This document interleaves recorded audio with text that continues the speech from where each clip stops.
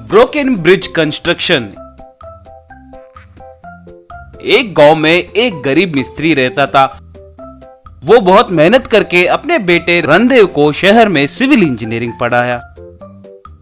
एक बार रणदेव पिता के पास आकर, पिताजी आज से मेरी पढ़ाई पूरी हो गई है, मैंने एग्जाम्स भी बहुत अच्छे से लिखे हैं, अपने गांव में ही कोई नौकरी करने की सोच रहा हूँ पिताजी। बहुत खुशी है, कल अपने गांव के जमींदार से परिचय करवाऊंगा, वो तुम्हारी सहायता कर सकते हैं, कहकर अगले दिन दोनों जमींदार के पास गए। श्रीमान, ये मेरा बेटा रणदेव है, शहर में पढ़ाई करके अपने गांव में ही नौकरी करने की सोच रहा है।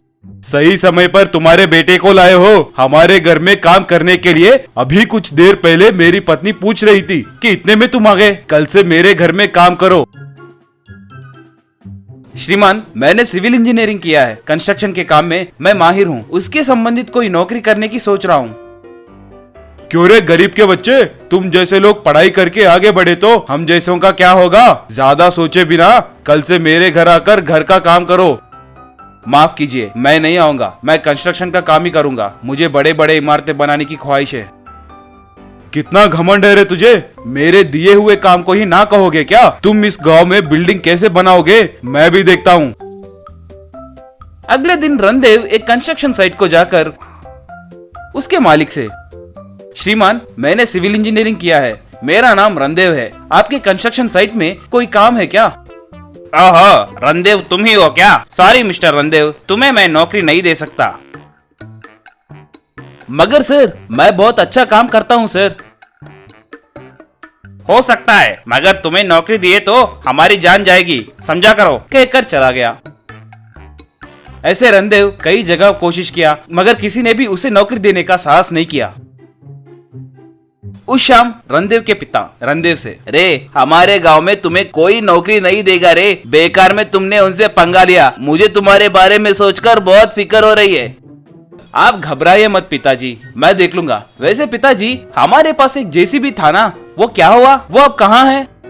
हाँ रे, मगर उस समय वो बहुत पुराना हो गया, कोई भी उसे रिपेयर नहीं कर रहा था, इसलिए मैंने उसे छोड़ दिया। अब वो जेसीबी कहाँ है पिताजी।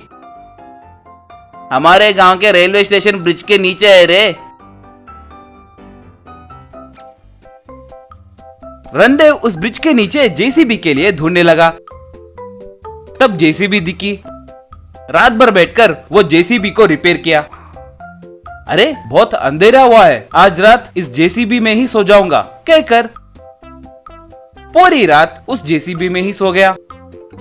अगले दिन सुबह ट्रेन ब्रिज के नीचे से जेसीबी में जा रहा तो ट्रेन ब्रिज को देखकर, अरे ब्रिज कंस्ट्रक्शन बहुत कमजोर लग रहा है, सोचकर जेसीबी से उतरकर ब्रिज को देखने लगा। अरे रे, ये ब्रिज तो जैसे मैंने सोचा उससे भी ज्यादा कमजोर है, ये किसी भी वक्त टूट सकता है, कहकर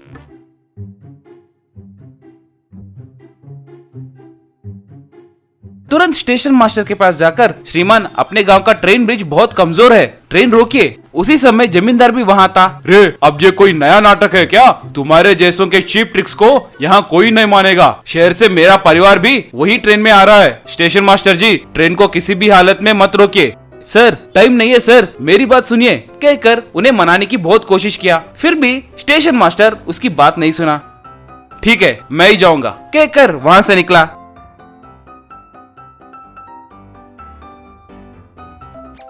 स्टेशन मास्टर जी, ये कोई पागल काम करने वाला लग रहा है, चलिए उसे रोकते हैं, कहकर वो दोनों भी उसका पीछा करने लगे। इतने में ट्रेन बहुत तेजी से आने लगा।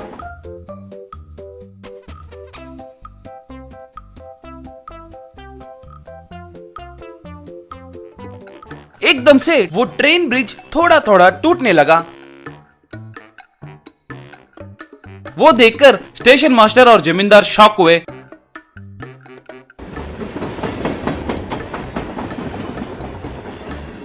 तुरंत रणदेव जेसीबी चलाते हुए फटाफट ब्रिज के ऊपर आकर जेसीबी की मदद से वो ब्रिज को ऊपर उठाया।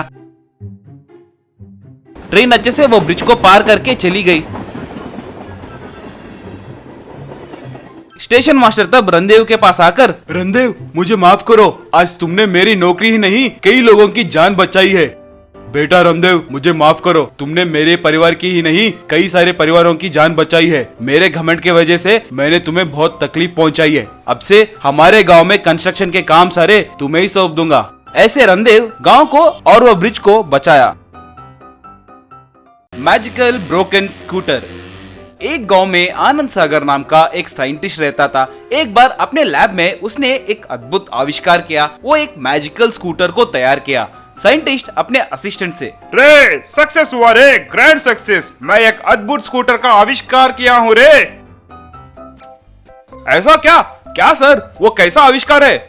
वो बोलने वाला नहीं है, आओ दिखाता हूँ, कहकर स्कूटर के पास लेकर गया। ये देखो, यही है स्कूटर। मैंने कहा था ना, यही मेरा स्कूटर है। कहकर उसके ऊपर बैठकर एक बटन दबाया। बस वो पीछे जाने लगा। दूसरे बटन को दबाते ही वो दो हिस्सों में बट गया। थोड़े देर के बाद वो स्कूटर वापस चिपक गया।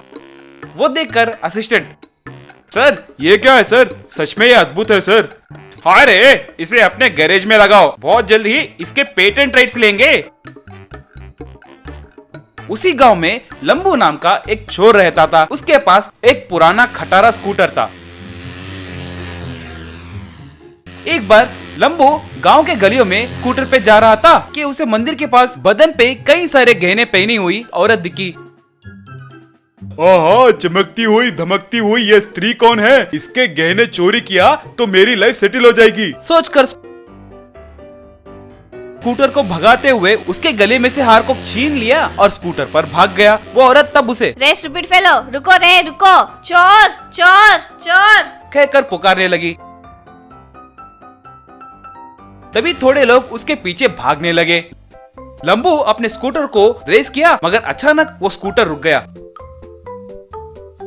रे ये क्या? अब स्कूटर रुक गया। सोचकर स्कूटर उतरकर स्कूटर के किक रॉड को मारा। बस किक रॉड टूट गया। जी, सही वक्त पर किक रॉड भी टूट गया। इस खटारा स्कूटर के भरोसे रहा तो ऐसा ही होगा, सोच रहा था। इतने में वो लोग आकर लंबू को पीटने लगे। लंबू जैसे तैसे करके वहां से भाग निकला। उस रात लंबू छी, बेकार में पकड़ा गया। वैसे इस स्कूटर के भरोसे और कितने दिन रहूंगा? मेरे पास इसके अलावा और दूसरा कोई उपचार भी नहीं है ना। इस बार कुछ भी करके लाइफ में सेटल होना चाहिए। सोचकर अगले दिन अपने शिष्य को बुलाकर, रे शिष्य, कल जो हम चोरी कर रहे हैं उससे अपनी लाइफ सेटल हो जाएगी। मैं बाहर अपने स्कूटर के साथ वेट करूंगा। तुम इस ज्वेलरी शॉप में से सारे गहने चुरा कर आ जाना। दोनों मिलकर भाग जाएंगे। चोरी मैं करूँ तो भागने का प्लान तुम करोगे क्या गुरु? ठीक है, कहकर अगले दिन शिष्य एक ज्वेलरी शॉप में चोरी करके एक बड़े से थैली में गहने डालकर उसके साथ बाहर आया और वो दोनों खटारा स्कूटर पर भागने लगे। लंबू ड्राइव करते हुए, रे शिष्य, अच्छे वक्त पर चोरी किए हो रे। ओ गुरु, मेरा छोड़ो और हमारा एस्केप प्लान क्या है? जल्दी से बताओ। और क्या, ये स्कूटर पर ही भागते हैं। अरे बाप रे, ये खटारा स्कूटर पे क्या? इतने में पुलिस उनका पीछा करते हुए आ रही थी। ओ गुरु, पुलिस अपना पीछा कर रहा है। इस स्कूटर पर बहुत दूर नहीं जा सकते। चलो दूसरा कोई गाड़ी ढूंढते हैं और मिलकर उस पर भागते हैं। अच्छा आइडिया है रे। कहकर पास में साइंटिस्ट के लैब के गैरेज में जो स्कूटर दिखा, वो स्कूटर को दोनों ने चुराया और उनके पुराने स्कूटर को वहीं छोड़कर वो साइंटिस्ट के बनाए हुए स्कूटर पर भागने लगे। फिर भी वो पुलिस उनका पीछा नहीं छोड़ रही थी। ओ गुरु, और तेज और तेज। लंबू तब एक्सेलरेटर जोर से रेस करने लगा। एकदम से वो स्कूटर रुककर पीछे जाने लगी। ये क्या गुरु, ये पीछे जा रहा है। आगे चलिए, आगे चलिए। रुको रे रुको, ये कोई माया स्कूटर है लगता है। ये खुद ब खुद रुककर पीछे जा रहा है। गुरु, आगे ट्रेन क्रॉसिंग है। ट्रेन आने से पहले अगर वो ट्रेन क्रॉस पार कर लिए तो हमें वो पुलिस वाले कभी नहीं पकड़ सकते। रुको रुको, यहाँ कुछ स्विच है। कहकर एक स्विच दबाया। बस वो स्कूटर आगे चलने लगा।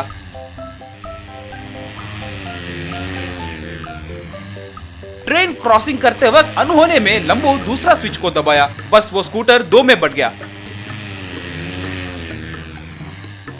ट्रेन के एक तरफ लंबू, दूसरी तरफ उसका शिष्य रह गए। ये क्या गुरु, स्कूटर दो में बट गया है।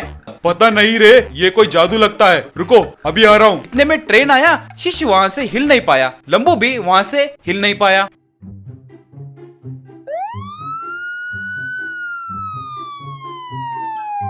इतने में पुलिस वहाँ आकर शिष्य को पकड़ लिए। ट्रेन क्रॉसिंग होने के बाद लंबू कहीं नहीं जा सका, तब पुलिस लंबू को भी पकड़कर दोनों को जेल में डाले।